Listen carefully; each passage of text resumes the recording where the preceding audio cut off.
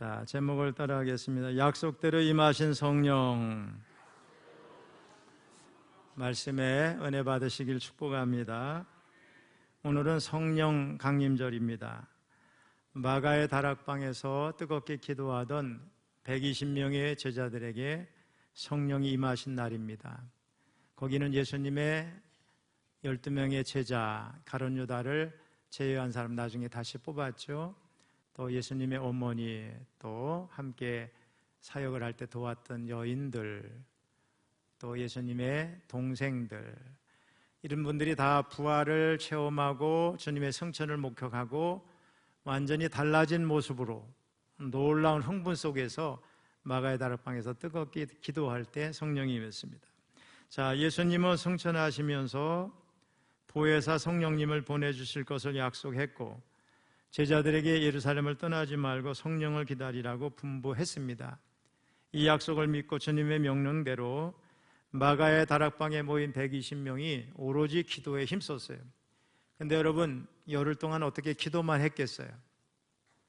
주님이 생전에 하셨던 말씀들, 사역들을 생각하면서 그때는 우리가 깨닫지 못했는데 이런 말씀이어서, 이런 뜻을 가지고 하신 말씀이어서, 또 주님의 십자가를 지시는 모습을 보면서 절망했던 모습들, 또 주님이 부활하신 그 놀라운 체험들, 보는 앞에서 승천하신 모습을 보면서 우리 가운데 잠시 사람의 모습으로 오셨던 그분이 우리의 구원자, 그분이 하나님이셨어, 이런 고백들을 하면서 감동도 있었고 충격도 있었고 뜨거운 열정의 기도들이 있었으리라고 생각을 합니다. 어떤 사람은 아마 눈물도 막 흘렸을 것 같아요.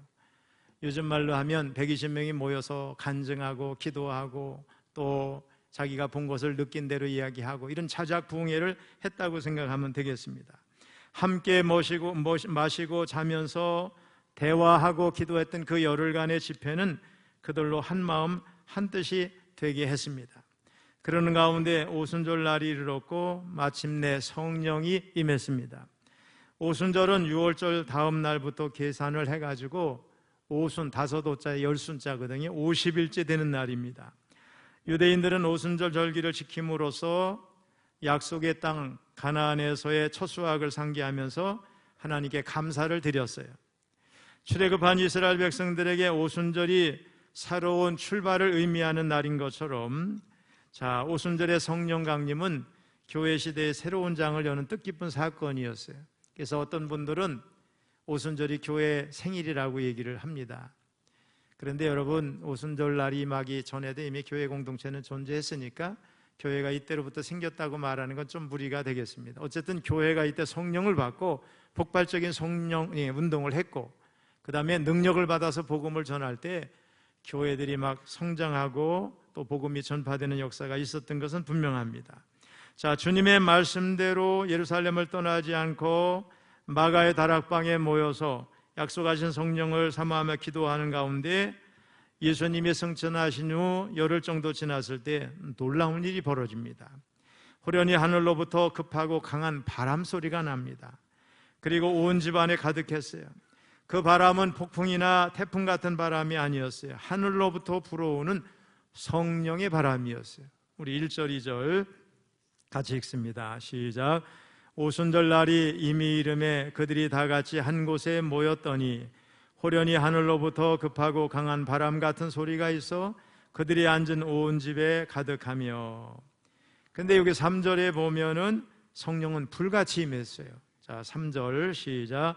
마치 불의 혀처럼 갈라지는 것들이 그들에게 보여 각 사람 위에 하나씩 임하여 있더니.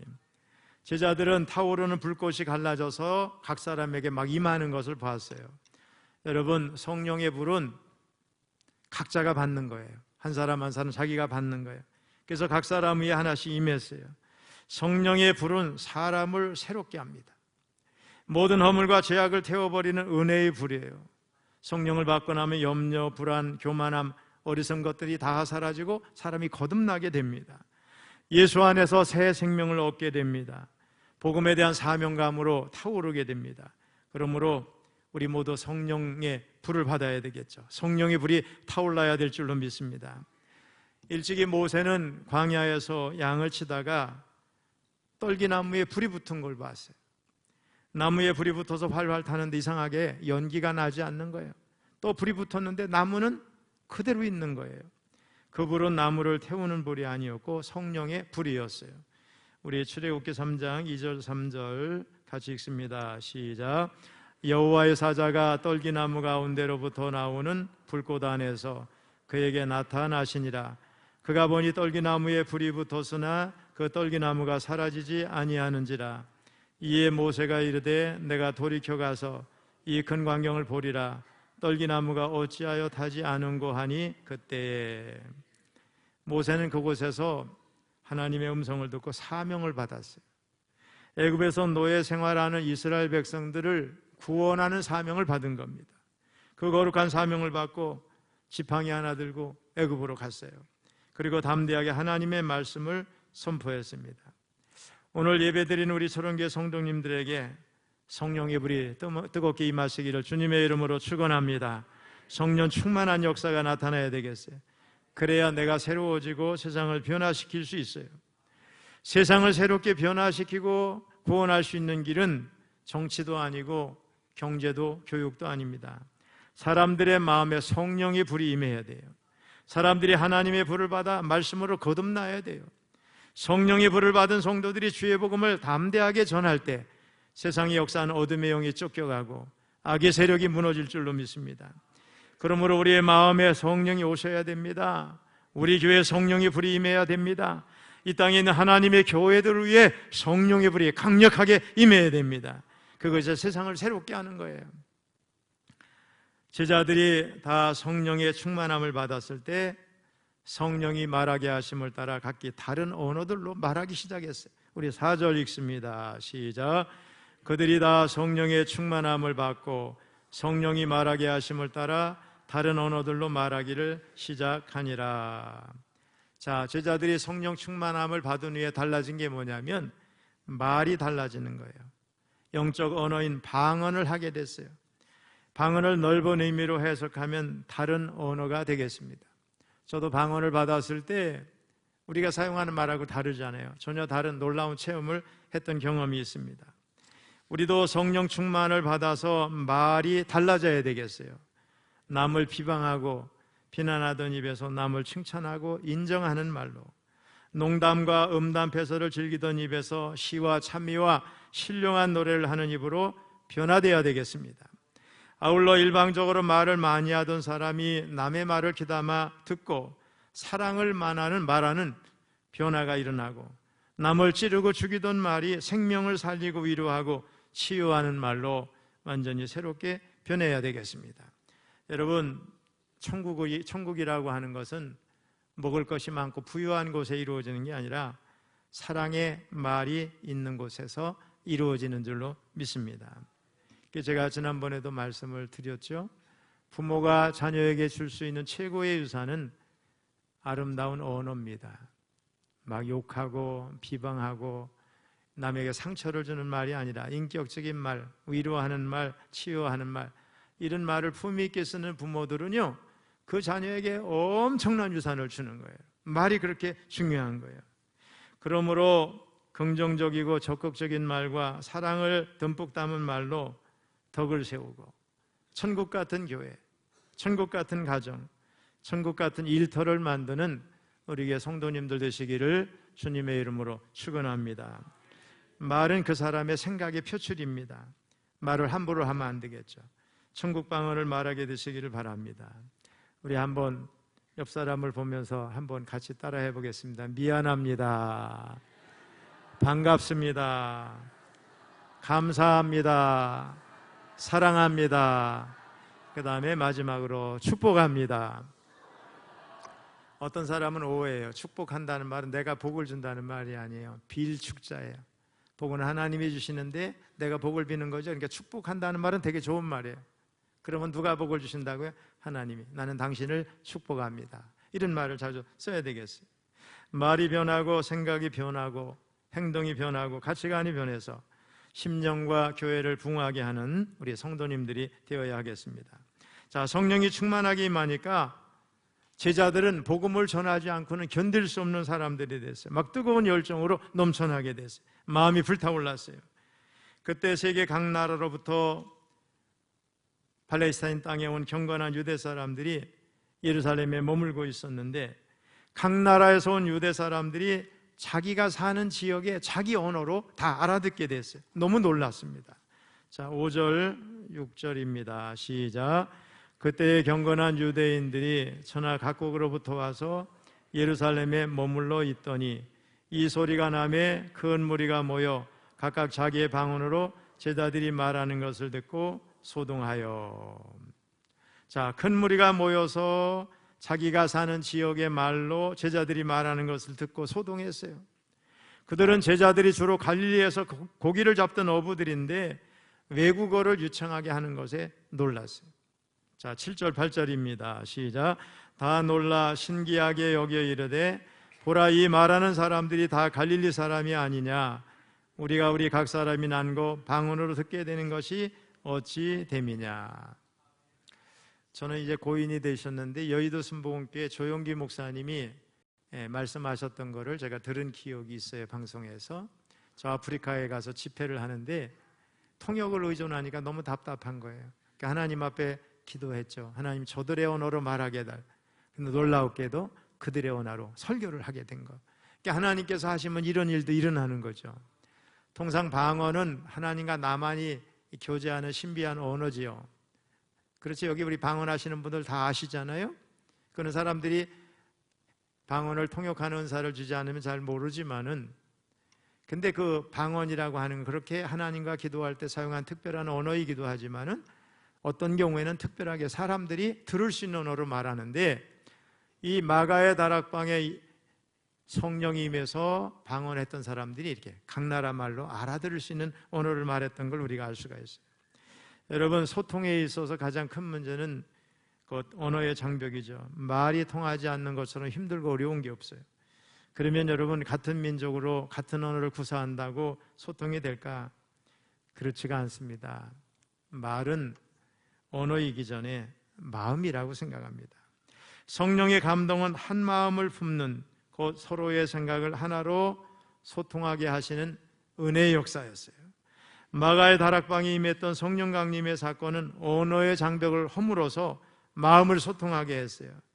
따라서 그 자리에 있던 사람들이 막 이렇게 말하는 거예요. 우리가 여러 지방에서 왔는데 로마 제국 내 여러 지역에서 다른 언어를 말하는 사람들이, 유대교인들 또 유대교로 개종한 사람들이 여기 다 왔는데 우리가 살고 있는 그 지역의 말로 듣게 되다니 이게 어찌된 일인가. 세계 각국에서 모여든 유대인들은 특별히 자신들의 언어로 하나님의 큰 일을 말함에 대해서 들었거든요. 그건 너무나도 놀라고 당황했어요. 물론 그 자리에 있는 사람들이 다 그렇게 받아들인 건 아니죠. 언제나 모든 상황을 삐딱하게 보고 삐딱하게 말하는 사람이 꼭 어느 공동체나 있게 마련이죠. 그런 사람이 있는 것이 이상한 게 아니라 사실 없는 게 이상하죠. 본문에 보면 이런 현상에 대해서 일부의 제자들이 뭐라고 그랬느냐, 제자들이 아니라 제자들이 술에 취했다는 거예요. 다행히 모든 것을 삐딱하게 보고 삐딱하게 말하는 사람이 그렇게 많지는 않았던 것 같아요. 우리 11절로 13절 시작. 그레데인과 아라비아인들이라 우리가 다 우리의 각 언어로 하나님의 큰 일을 말함을 듣는도다 하고 다 놀라며 당황하여 서로 이르되 이 어찌 된 일이냐 하며, 또 어떤 이들은 조롱하여 이르되 그들이 세술에 취하였다 하더라. 하나님은 오순절에 하나님께 예배드리기 위해 예루살렘에 모인 수많은 유대인들에게 아주 빨리 구원의 복음이 전해지기를 원하셨어요. 그래서 그들이 각자 자기 나라의 말로 복음을 알아들을 수 있도록 역사하신 거예요. 근데 안 믿는 사람들이 볼 때는 저 사람들 술 취한 게 아닌가 이렇게 말을 했다는 거예요. 저도 서울의 천목회 때 우리 여자 권사님들이 거의 100% 방언을 하는데 오후 2시 반에 민족을 위해서 예배할 때 보면은 전부 방언을 해요. 어떤 사람은 중국말로 하는 것 같고 어떤 사람은 어떤 말로 하는 것 같고 막 왈랄랄라 난리가 납니다. 막 교회가 떠들썩 합니다. 안 믿는 사람들이 그걸 들으면은 미친 사람들 같을 것 같아. 술에 취했나 막 그랬을 것 같아요. 자, 제자들은 성령님이 말하게 하심을 따라 하나님의 큰 일을 말했다고 그랬어요. 하나님께서 행하신 큰일 중에는 출애굽 사건도 있고 바벨론 포로에서 돌아온 사건도 있고 뭐 별 사건이 많지만 여기서 큰일은 예수님이 십자가를 지시고 우리의 죄 문제를 해결하시게 죽으시고 장사 지냄 받으셨다가 사흘 만에 부활하신 사건을 말하는 거예요. 이 복된 소식이 가장 큰일입니다. 성령을 받은 베드로를 비롯한 제자들은 이미 세 사람으로 변해 있었어요. 베드로는 11명의 다른 사도들과 함께 막 소리를 높여서 십자가와 부활의 복음을 전하기 시작했어요. 한번 여러분 생각해 보세요. 주님이 십자가에 달려 죽으실 때는 자기들도 해를 당할까 봐 두려워서 다 숨었지요. 그런데 이제 마가의 다락방에 성령이 임해서 성령을 받은 제자들은 두려움이 다 사라졌어요. 새 사람이 된 거죠. 막 외치기 시작하는 거예요. 자, 14절 15절 읽어봅니다. 시작. 베드로가 11사도와 함께 서서 소리를 높여 이르되 유대인들과 예루살렘에 사는 모든 사람들아, 이 일을 너희로 알게 한 것이니 내 말에 귀를 기울이라. 때가 제3시니 너희 생각과 같이 이 사람들이 취한 것이 아니라. 여러분, 베드로는요 아주 즉흥적인 사람이에요. 혈기가 많은 사람이에요. 그 베드로가 변했어요. 오랫동안 참아주셨던 예수님의 사랑으로 부활을 목격하고 성령을 체험하고 달라졌어요. 이제 성령을 체험한 그는 심령이 변화됐어요. 영혼이 변화됐어요. 그 입술에 나오서는 입술을 통해서 나오는 말이 변화된 겁니다. 말뿐만 아니라 그의 말하는 태도도 바뀌었어요. 과거에는 자기 입장과 자기 생각만 내뱉었던 그의 입술이 완전히 달라졌어요. 베드로는 제자들의 모습을 보고 놀라거나 조롱하는 사람들에게 담대하게 외칩니다. 이 일을 너희에게 알게 할 것이니 좀 내 말에 귀를 기울여라. 그러면서 베드로가 말합니다. 지금 시간이 여기 3시라고 되어 있지만 우리 시간은 오전 9시죠. 오전 9시인데 제자들이 아침부터 무슨 술에 취했겠느냐. 이것은 구약 성경 선지자 요엘을 통해 주신 예언, 성령 강림이 있을 것이라고 한 예언이 이루어진 것이라고 확실하게 말합니다. 자, 15절 16절 시작. 때가 제3시니 너희 생각과 같이 이 사람들이 취한 것이 아니라 이는 곧 선지자 요엘을 통하여 말씀하신 것이니 일러스되. 우리는 구약 성경을 통해서 신약 시대에 성령이 임할 것에 대한 예언이 여기저기 있는 걸 많이 볼 수 있어요. 이사야도 마찬가지고 에스겔서에도 많이 나오고요. 뭐 여기저기 많지만은 특별히 요엘서에 아주 구체적으로 예언을 하고 있는데 이 사건이 이루어진 거죠. 우리 한번 좀 길지만 베드로가 요엘 선지자의 성령 강림 예언을 유대인들에게 상기시켜 주는데 그게 17절로 21절이에요. 자, 같이 읽습니다. 시작. 하나님이 말씀하시기를 말세에 내가 내 영을 모든 육체에 부어주리니 너희의 자녀들은 예언할 것이요 너희의 젊은이들은 환상을 보고 너희의 늙은이들은 꿈을 꾸리라. 그때에 내가 내 영을 내 남종과 여종들에게 부어주리니 그들이 예언할 것이요 또 내가 위로 하늘에서는 기사를 아래로 땅에서는 징조를 베풀리니 곧 피와 불과 연기로다. 주의 크고 영화로운 날이 이루어지기 전에 해가 변하여 어두워지고 달이 변하여 피가 되리라. 누구든지 주의 이름을 부르는 자는 구원을 받으리라 하였느니라. 아멘. 이 예언의 말씀이 마침내 성취가 됐는데 남녀 노유 상관없이 모든 사람에게 임하게 됨으로써 비로소 성령의 민주화 시대가 열린 거예요. 구약 성경에 보면은 왕으로 기름 부음 받으면 왕이 성령이 임해가지고 성령 충만해지죠. 선지자도 마찬가지죠. 여러분, 구약의 선지자들이 예언자들이 자기 말을 한 게 아니죠. 그 입에 성령의 역사로 하나님이 말씀을 담아주니까 입만 열면 자기도 모르게 예언이 막 이렇게 나오는 거잖아요. 자기 생각을 말한 게 아니거든요. 그래서 제사장이나 선지자나 또 왕이나 이런 사람에게 특별하게 하나님의 쓰임받는 사람에게 임했던 성령이 신약 시대에는 남녀노유 누구에게나 임한다는 거예요. 제가 그 전에 교회 학교 보니까 초등학교 아이들도 성령을 받아요. 막 방언을 하는 거예요. 나이 드신 분도 젊은이도 남자도 여자도. 근데 대개 보면 우리 여자분들이 성령을 잘 체험하고 방언을 잘해요. 남자들은 목이 고든 백성이야. 좀 교만해가지고 성령을 체험하기를 좀 이렇게 어렵고 방언 받는 사람이 드물죠, 여러분. 자, 신약 시대에 이르러 구약의 하나님의 영은 예수님의 영, 거룩한 영으로 표현되는 거예요. 자, 주님께서 약속하신 성령님은요, 따라해보세요. 하나님의 영, 예수님의 영, 예수님의 영이기도 하고 하나님의 영이기도 해요. 그런데 이런 명칭의 변화만 있던 게 아니죠. 성령이 임했다고 하는 것은 주님이 다시 육으로 이 땅에 계신 그분이 승천하시고 우리 가운데 영으로 임하셨다는 그런 의미가 되겠습니다. 예수님과 인격적인 관계를 맺고 살아간다는 거예요. 특별히 누구든지 주의 이름을 부르는 자는 구원을 받으리라 그랬어요. 자, 어느 교회에 무당한 사람이 담임 목사를 찾아왔어요. 근데 그 교회 목사님은 무당을 보자마자 당황을 한 거예요.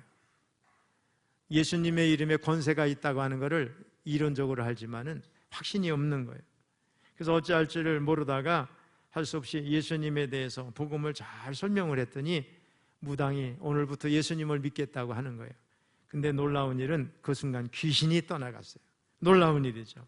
자, 우리가 잘 몰라서 그렇죠. 영적인 것 때문에 오는 병이 있죠. 이런 것은 단순히 예수님을 영접하는 순간 귀신도 떠나고 병도 치유되고 어떤 경우는요 문제들이 해결되기 막 시작하는 거예요. 예수님의 이름의 권세의 역사를 우리가 믿지만 예수님을 믿는 것으로 우리가 달라지는 경우도 굉장히 많다는 걸 알 수가 있어요. 여러분, 예수님의 이름의 권세가 얼마나 무서운지 몰라요. 여러분, 무당에게 무슨 말씀이 있어요? 우리 기독교의 말씀이 있는 거잖아요. 이 하나님의 말씀이 굉장히 엄청난 파워를 가지고 있는, 무섭잖아요, 여러분. 제가 일부에도 얘기를 했어요. 전에도 얘기하고. 제가 춘천에서 두 번째 목회할 때 어느 날이었어요. 어떤 예쁘장한 여자가 찾아와가지고 목사님 부탁드릴 게 있대요. 그 뭐냐고 그랬더니 제가 저 교회 옆에 그 윗집 바로 그 집을 사서 이사 오는데 그쪽으로 침차가 못 들어가니까 교회 주차장이 넓은데 거기에 세웠던 그 울타리를 잠깐 제가 뜯고 짐을 옮긴 다음에 원상복구 해드릴 텐데 그렇게 해도 되겠습니까? 저는 당연히 교회 옆에 어떤 여인이 이사 오면 전도의 대상이니까 그렇게 하라고 그랬죠. 이사를 다 했어요. 울타리도 다 원상복구 했더라고요. 저녁 때 제가요 무슨 뭘 샀어. 음료수 한 통을 사가지고 그 집을 방문했거든요. 문을 두드려서 문을 열는데 여자가 얼굴을 마주치지 않고 자꾸 웃기만 해요. 그래서 이사 오셔서 축하드린다고 제가 음료수를 사왔다 그랬더니 말을 안 하고 자꾸 외면을 하다가 웃다가 나중에 그래요. 목사님, 저와 업종이 다른데요? 그게 무슨 말인가? 근데 그 이튿날 보니까 깃대가 올라가는 거야. 빨간 깃발. 이게 굉장히 엄청난 무당이 온 거예요. 아니, 저는 이사라고 그 열어준 건 이웃이니까 그렇다 치고 음료수까지 사갔는데 이 여자가 나를 속인 거 아니에요. 교회가 그 옆에 엄청나게 그 3층이나 높잖아요. 옥상도 있고. 그 다음부터 제가 가끔씩 옥상에 올라가 이렇게 쳐다보면은 그 무당이 마당에 못 나오는 거야. 저하고 눈을 마주치면 무서워서 막 후다닥닥 들어가고 막 이렇게. 그럼 여러분 그 무당을 사람들이 찾아올까요? 이미 능력이 떠나니까 겁이 나니까 이게 저만 눈 안 마주치려고 막 집으로 들어가고 방으로 들어가고 그래요. 얼마 후에 보니까 몰래 도망쳤어. 여러분, 예수님의 이름의 권세가 얼마나 무서운지 몰라요. 제가 그 쳐다볼 때마다 예수 이름 명하니 무너져라. 우리 엄청난 능력을 가진 사람이에요. 우리 자연인인 저와 여러분 약하지만 성령의 역사를 믿는 우리는 강한 줄로 믿습니다. 예수님의 이름의 권세요. 예수님의 이름의 권세로 명하면 병마도 물러가고 마귀도 물러가고 문제는 해결되는 거예요. 얼마나 무서운지 몰라요. 어떤 사람들은 그래요.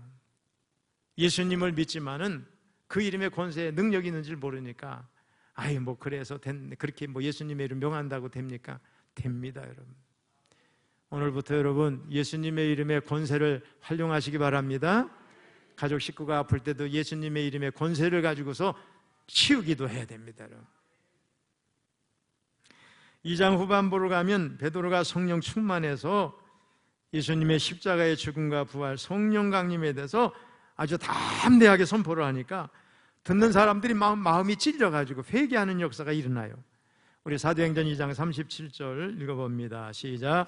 그들이 이 말을 듣고 마음에 찔려 베드로와 다른 사도들에게 물어 이르되 형제들아 우리가 어찌할꼬 하거늘. 베드로의 설교는 대단한 파급 효과가 있는 거예요. 베드로의 설교를 듣고 모인 무리들이 우리가 어찌할꼬 막 가슴을 치면서 통회하는 거예요. 베드로는 우리가 어찌할꼬 묻는 이들에게 뭐라고 말을 하는가? 우리 38절로 40절 같이 읽습니다. 시작. 베드로가 이르되 너희가 회개하여 각각 예수 그리스도의 이름으로 세례를 받고 죄사함을 받으라. 그리하면 성령의 선물을 받으리니 이 약속은 너희와 너희 자녀와 모든 먼데 사람 곧 주 우리 하나님이 얼마든지 부르시는 자들에게 하신 것이라 하고 또 여러 말로 확증하며 권하여 이르되 너희가 이 패역한 세대에서 구원을 받으라 하니. 예수님이 승천하시기 전에 사도행전 1장 8절에서 말씀하셨어요. 오직 성령이 너희에게 임하시면 너희가 권능을 받고 예루살렘과 온 유대와 사마리아와 땅끝까지로 내 증인이 되리라. 이 말씀처럼 초대교회 성령 강림의 표징은 바로 주님의 말씀대로 증인의 삶을 사는 거예요. 우리는 베드로에게서 그것을 보게 됩니다. 베드로가 뭐라 그래요? 너희가 회개하여 각각 예수님의 이름으로 세례를 받고 죄사함을 받아라 이렇게 말씀을 했는데, 그 말씀을 그날 받아들이고 세례를 받은 사람이, 하루에 예수 믿은 사람이 얼마냐? 3,000명이나 됐다. 여러분, 사도행전을 보면 초대교회가 어떤 역사가 이루어졌는지 너무나 놀라는 거예요. 예루살렘에서 유대 지역으로, 사마리아 지역으로, 로마 지역으로 막 확장해가는 복음의 역사를 보게 됩니다. 여러분, 지금 전 세계에 우리 사람 수가 얼마 되냐? 한 80억이 돼요.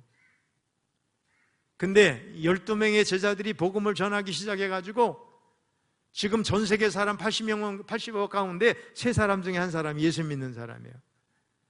캐톨릭이든 우리 개신교든지 다 주님 믿고 그런 사람이거든요.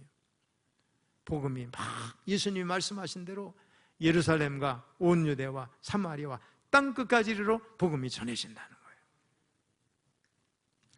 그렇게 해서 세워진 처음 교회인 예루살렘 교회는 부흥의 불길이 막 치솟았어요. 하나님의 말씀을 배우고 가르치는 교회였어요. 교제하는 교회였어요. 떡을 떼는 교회였어요. 말하자면 주님의 십자가의 고난을 함께 나누는 교회였어요. 또한 오로지 기도에 힘쓰는 교회였어요. 하나님을 두려워하는 교회, 하나님을 경외하는 교회였어요.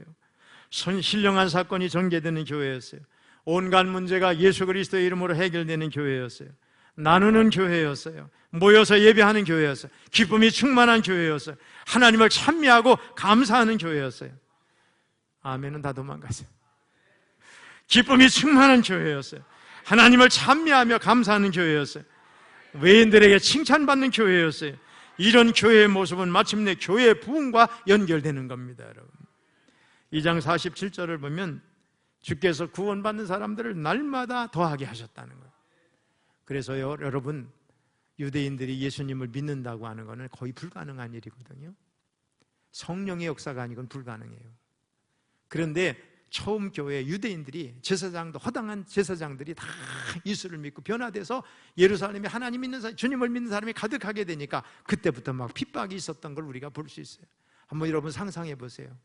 오순절 마가의 다락방에 성령이 임하고 확신을 가지고 능력을 받은 제자들이 막 미칠 듯이 외칠 때 막 사람들이 뒤집어지고 병이 나가고 귀신이 쫓겨나가고 사람이 변화되는 막 여러 역사를 한번 생각해 보세요. 오늘 오후에 말씀을 전하겠지만 영국에서 우리 감리교를 창시한 존 웨슬리 목사님, 성령을 체험하고 막 복음을 전하는데 마이크도 없는 그 당시에 웨슬리 목사님이 어디 온다고 하면 사람들이 모이는데 막 3만 명, 10,000명 막 모여들고 그래요. 심지어는 해코지를 하려고 온 깡패들도 말씀을 듣다가 성령의 역사를 막 뒤집어지고 변화되는 역사가 막 일어나는 거예요. 성령의 역사는 얼마나 놀라운지 몰라요, 여러분. 저도 서울에서 목회할 때 어느 교회에 간 적이 있어요. 집회를 하는데 성령의 역사가 얼마나 강한지, 집사람과 같이 갔는데 저는 그 현관, 이렇게 교회 문을 들어서고 그 뒤에 앉아있자마자 눈물이 쏟아졌어요. 성령의 역사는요 엄청납니다. 사람이 눈물을 흘리는 것도 인간의 의지가 아니에요. 성령의 역사하면 닭똥 같은 눈물이 막 쏟아지는 거예요. 그 눈물은 슬픔의 눈물이 아니에요. 시원한 눈물이, 은혜의 눈물인 겁니다, 여러분. 사도행전 2장의 모든 사건은 성령 강림 역사에 대한 첫 전주곡에 불과합니다. 이후 계속되는 누가의 기록이 성령께서 역사하심으로 성령의 권능을 받은 성도들이 교회를 통해서 복음이 땅끝까지 확장되는 승리의 창가가 바로 사도행전인 거예요. 사랑하는 성도 여러분, 본문에서 어떤 사람들이 성령으로 충만한 제자들을 향해서 세술에 취했다 이렇게 말했어요. 이 말은 마가의 다락방에서 성령을 체험한 믿는 제자들을 향한 조롱이었지만 믿는 사람들은 세상 가운데 이렇게 보여야 돼요. 저 사람 술 취한 사람 같아. 뭔가에 미쳤어. 여러분, 예수에 미치기 바랍니다. 성령 충만하면 술 취한 사람처럼요. 너무 기뻐서 막. 성도는 성령과 은혜에 취한 사람들입니다. 우리가 구해야 할 것은 성령님께서 주시는 새술과 같은 은혜예요. 여러분은 성령의 은혜에 취해 있습니까? 아니면 세상에 취해 있습니까? 지금은 우리 모두 하나님의 영을 다시 성령 충만 받아야 될 때입니다. 그래서 죄와 사망에서 벗어나야 됩니다. 그리고 타락한 세상의 유혹이나 시험을 이길 수 있어야 되겠습니다. 이것이 오직 성령의 능력으로만 가능합니다. 십자가의 보혈과 부활의 능력을 믿고 기도하는 성도들에게 성령님의 능력이 나타납니다. 성령의 능력만이 세상을 구할 수 있어요.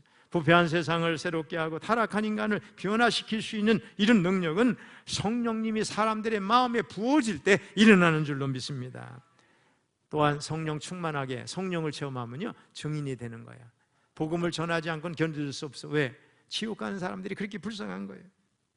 환경의 변화를 체험하는 기적과는 다 차원이 다른 내가 변화되는 기적, 이를 통해서 마지막 때 복음의 증인이 되는 겁니다.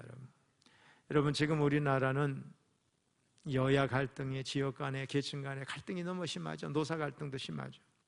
우리 모두 변화돼서 이 나라를 하나로 묶는 역할을 우리 성도들이 해야 될 줄로 믿습니다. 마가의 다락방에서의 120명의 변화가 오늘날 저 유럽을 탄생하게 했어요. 미국도 탄생하게 했어요. 그런 의미에서 세계 최강 미국의 고향은 마가의 다락방이에요. 영국의 고향도 마가의 다락방이에요. 영국의 엘리자베스 왕이 그랬어요. 해적의 나라가 복음으로 변화돼서 신사의 나라가 됐다는 거예요. 해가 지지 않는 나라가 됐다는 거예요. 여러분, 저와 여러분이 예수님을 믿고 구원받은 하나님의 백성이 됐죠? 우리의 고향이 어디예요? 마가의 다락방이에요. 거기서 성령을 체험한 사람들이 전하고 해서 결국 저와 여러분도 복음을 받아들인 줄로 믿습니다. 예수 믿는 이 120명의 제자들로 인해서 세계가 변화돼서 오늘날 하나님을 경외하는 저 유명한 나라들, 우리가 다 이처럼 복을 받은 줄로 믿습니다. 오늘 우리 사회는 크게 병들었어요. 상처투성입니다. 절망적입니다. 여러 가지 원인이 있겠지만 가장 큰 원인은 뭐냐? 언어 폭력이에요. 폭력이 아니라 언어 전쟁이에요. 여러분 한번 보세요. 여야가 얼마나 무서운 말들을 막 쏟아내는지. 우리 주변에 아주 절망하는 사람들에게 막 댓글을 다는 사람 얼마나 무서워요. 말을 얼마나 무섭게 하는지 몰라요, 여러분. 살벌합니다. 이 세상에 사람이 만들어낼 수 없는 가장 악한 말들을 막 찾아내가지고 서로 저주하고 증오하고 공격하고 있어요. 여러분, 우리나라가 이만큼 살게 됐으면요, 좀 성숙해야 되잖아요. 언어도 성숙해야 되잖아요. 품격이 있어야 되잖아요. 그렇지 못합니다. 말이라고 다 말이 아니죠.